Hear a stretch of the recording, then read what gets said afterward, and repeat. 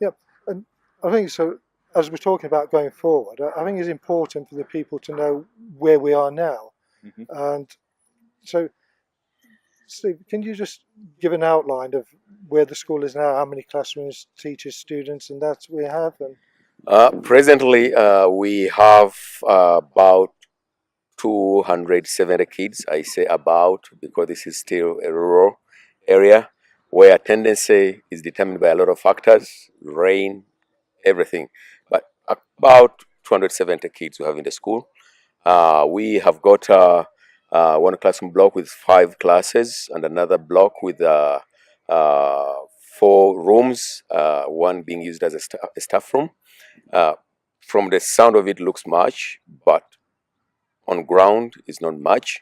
Actually, we have got to use one classroom uh, to accommodate 2 classes, the younger ones. You can imagine the disturbance. 2 young classes in one classroom, one facing this side, another one facing this side. Concentration wise can be so good. And then another class we had to reserve for kids who are sleeping over. Uh, we have got kids from within the community and far away from the community who needs to be accommodated depending on their needs. So we have one classroom which we use as a boarding room for those kids, and we thank God for the team from Lighthouse Shillingham. Last time when they visited, they bought us uh, beds because before then they were sleeping on the floor. Uh, to be honest, there's been quite a lot of improvement, though more can still be achieved. Staff-wise, we have got 16 members of staff, 14 full-time and 2 part-time. No, 2 casual. That is a cook and a guard, because we've got kids sleeping over. We have got property to keep. We have somebody paid to look after the place when classes are finished. When we talk about a cook, it's not a cook for the children in the class. We wish every kid could have a meal, but unfortunately, due to the budget constraints, we can only feed those who contribute some little amount towards a cup of porridge, or those who sleep over, who we accommodate, because definitely we have to provide something for them.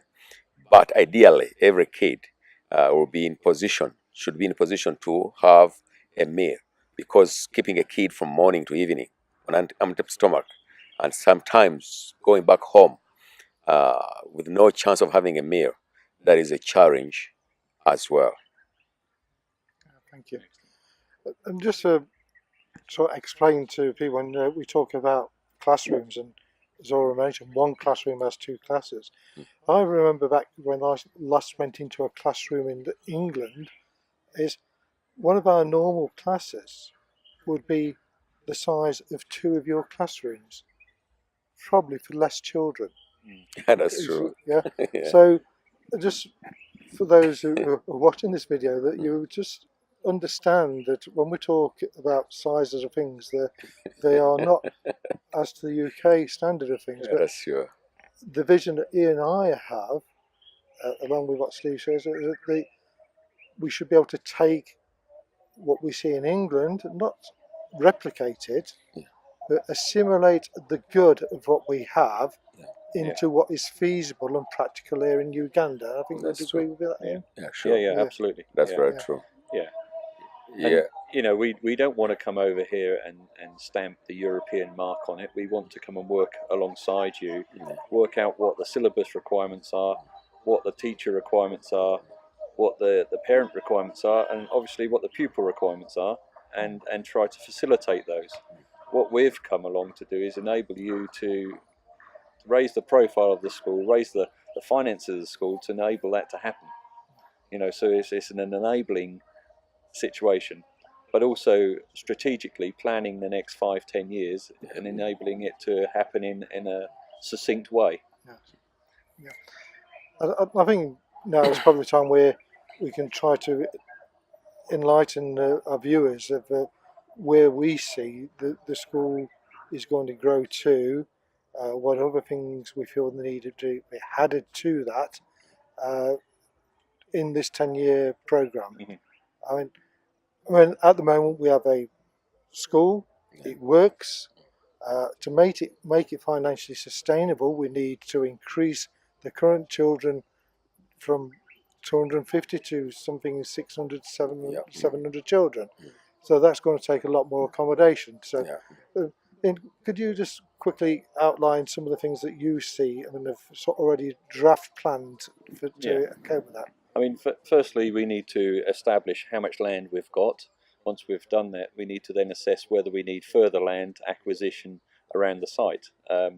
If that is the case, then we put forward bids and buy that land, so then we can build the appropriate classroom blocks, the staff blocks, but also something that's on my heart, and I know Derek's, is when we come out here on mission, not to actually go away and stay in a hotel, but actually to be on site, to live with the people, to get to know the people, build relationships, so we have a guest accommodation on site as well. And what we want to also do is, when we do the building work, do it for the long term, so we make it sustainable, so we're not just going in and creating problems, but what we want to do is build buildings where you collect the water, we harvest the water, we use the water, where we have solar panels on the roof, so we use that for the energy generation, and also with the drains, we don't just take the water and dump it, we actually put a sewage treatment process in place so that it's environmentally sound as well with what we're doing. The other thing that Derek touched on was about brick making. I see at the school you already started to make bricks, which is fantastic, but taking that process a little bit further, and Derek might be able to explain a little bit more about the vision that you had about that with brick making. What way I see it, I mean, quite obviously, if we're to succeed in this program, we're going to need a lot of bricks. So, although what I saw, one could easily dismiss as I thought at the beginning, so that's just a memory of Derek, is that actually God uses our memories, and I can see the potential of building a brick making unit, putting in the machinery, so that the bricks we will produce will be of greater quality than those currently made, and there are several things that come out of that. One, it brings in work for local people. It brings finance into the project, and it gives us raw materials to use. Not just the bricks, but all the shell and stones and stuff that's taken out of it is used in the hardcore and things like that. So you know better about how to reuse materials than I do, but those principles are there. And even for local people who are still making their own bricks, we can help them to earn more money for their bricks if they was to come to use the plant with their clay, push it through the system, and they will have at the end of it a better quality brick, and we, as a price for them to pay for the use of that plant, they will give us a percentage of the bricks that they get out of what they bring. So they get good bricks, therefore they can earn money from it, and we get more bricks to do the building that we need to do. I mean, one of the things, Derek, that we were talking about is how do we staff the facilities, and we were talking about retired people back in the UK who would be prepared to commit time to the project. Do you want to enlighten our viewers a little bit more about how we see that going? I think most of our viewers will gather by now that this is not a simple project. It's very multifaceted, and we ourselves do not have all the skills and abilities and knowledge to do everything that's required. And I think the word that has already been used in different conversations is that we are here to facilitate, not to do. Yes, we will put our hands on and do different things at different times, but the way I see that perhaps we will take this forward, the standard of the teacher training needs to be improved. There are different ways to do that. We could send them away to other training establishments so they can get recognised qualifications, but that costs money. Who's to pay for that money? Does the teacher pay out of his own pocket, or do generous people fund that for them?